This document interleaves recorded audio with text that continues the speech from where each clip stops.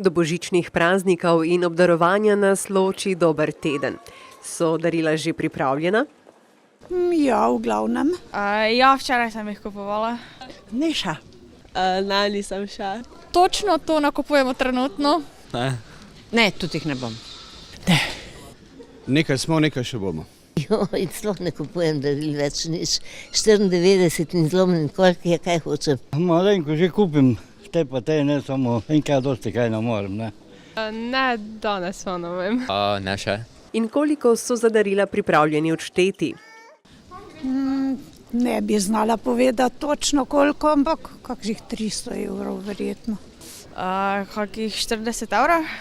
Ja, nekaj dosti, ker je pokojnina mala.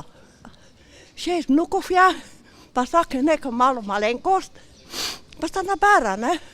Zelo malo. Skoraj nič.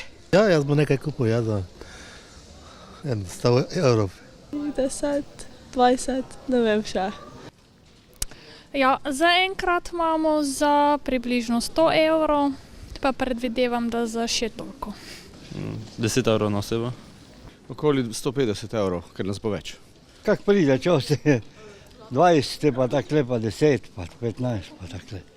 50 evrov, bolj pač skromna darila.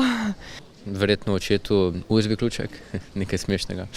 Mami kako kuhlo, pa punci kaj, pa sestri, pa to je to. Večerja božična, pa božično kosilo in to je darilo.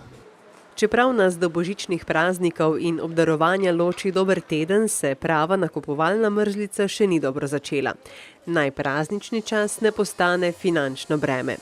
Darilo je tudi čas, ki ga je ob vseh obveznostih med letom izredno malo.